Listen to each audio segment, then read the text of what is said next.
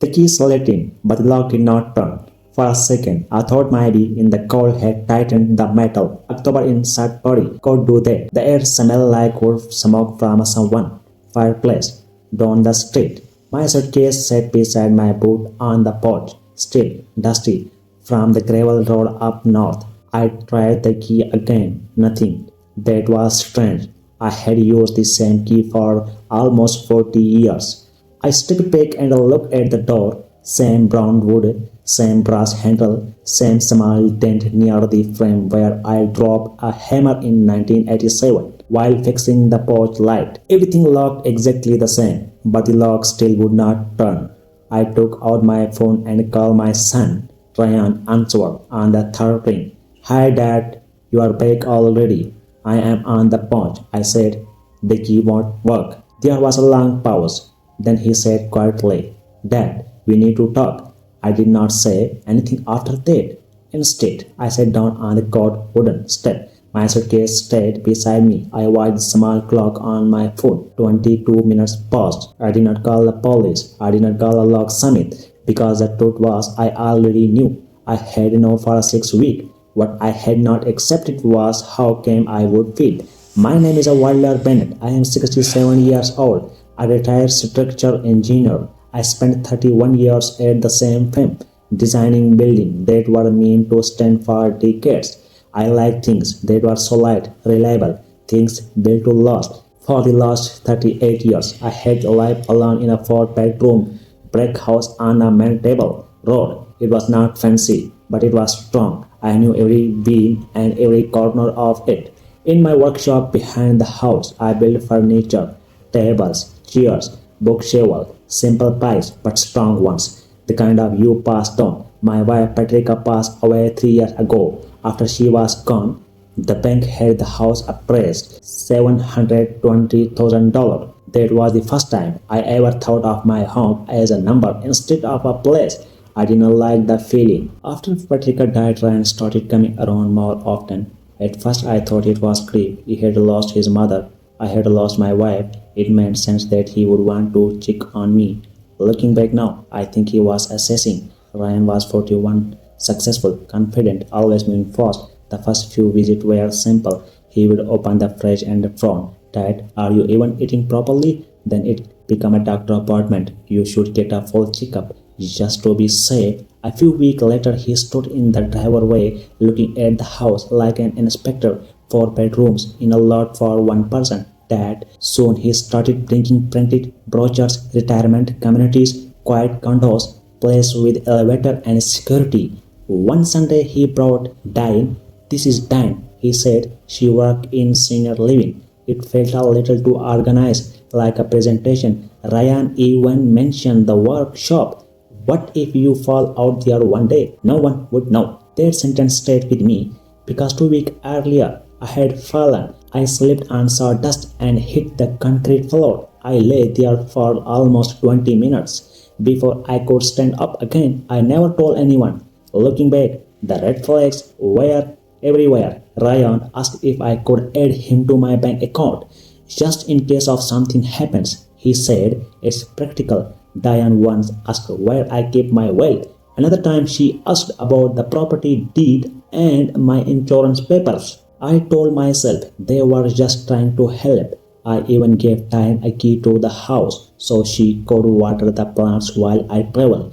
Ryan mentioned a real estate agent he knew. She specialized in estate transactions. At the time, none of it seemed alarming. But when you place the piece together, the pictures become very clear.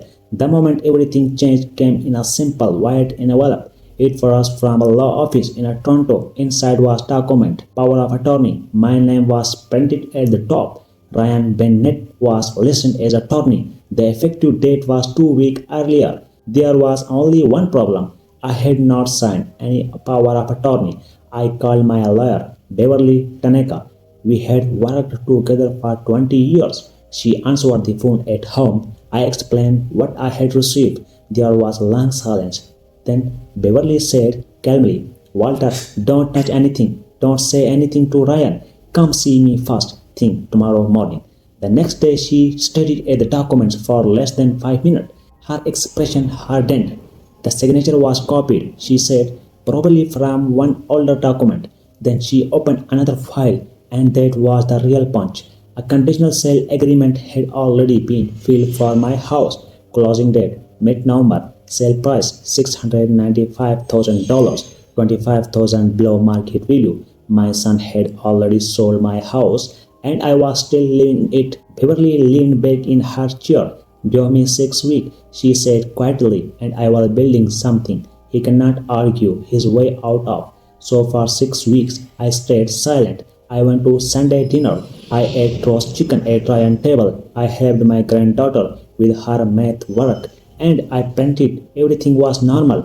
Meanwhile, I installed a small camera in workshop. It caught Ryan entering twice without telling me. The second time, he brought a man I did not recognize. The man walked around the yard taking photos of the property. That was when I told Ryan about my fishing trip. 11 days, the exact dates. I made sure he knew I would be gone. The day before I returned, Beverly filled the injection. About 30 minutes after I sat on the porch, Ryan's car pulled into the driveway. Diane was with him. They both stepped out slowly. I could see it on their faces right away. That carefully rehearsed expression people wear when they think they are about to explain something difficult. Ryan cleared his throat. Dad, this is for your own good. I looked at him for a moment, then asked a simple question. Who is the buyer? Ryan blinked. Diane looked at the ground. Then I said quietly, think carefully before you answer. Do you want to have this conversation on the porch or in front of a judge? The color drained from Ryan's face. For a long time, no one spoke. Finally, Ryan sat down on the same wooden step beside me, the same spot where he used to sit as a boy after getting into trouble. Back then, I was sitting next to him. I did not do that this time. After a while, he said quietly, we were going to tell you after the closing. We were going to set you up somewhere nice with my money. I said. Ryan did not answer. The investigation took 4 months. The Toronto lawyer who prepared the documents was connected to 3 similar cases. He surrendered his license. The buyer cooperated with the police. Ryan was charged with fraud, over $5,000 and breach of trust. He accepted a plea deal, community service, resuscitation, and a permanent ban from acting as a power of attorney in Ontario. The house stayed mine. Beverly placed it into a living trust with her as trustee. When I am gone to the property will go to the Wetland Conservation Land Trust.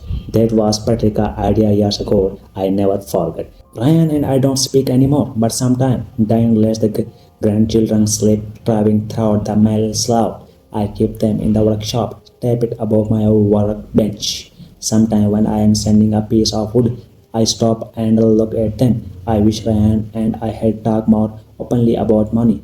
Grief and money together can do strange things to people. So if you are listening to this, remember something important. Your home is not a problem to be managed. Your age is not a medical condition, and your wish to stay where your life is in not stubbornness. It's right.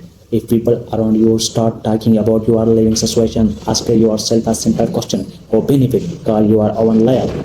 And your wish to stay where your life is not stubbornness. Is right. If people around you start talking about your living situation, ask yourself a simple question. Who benefit? Call you own lawyer, not a family friend, not your son lawyer, yours. Sign nothing you have not fully read. And if someone files a document with your name that you never signed, that is not a misunderstanding. That is a crime. Last week I finished building a blanket chest, white as wood, dovetail, joint, hand cut, the kind of thing that lasted longer than the person who made it. Patrica would have liked it. I am still standing, and for now that's enough.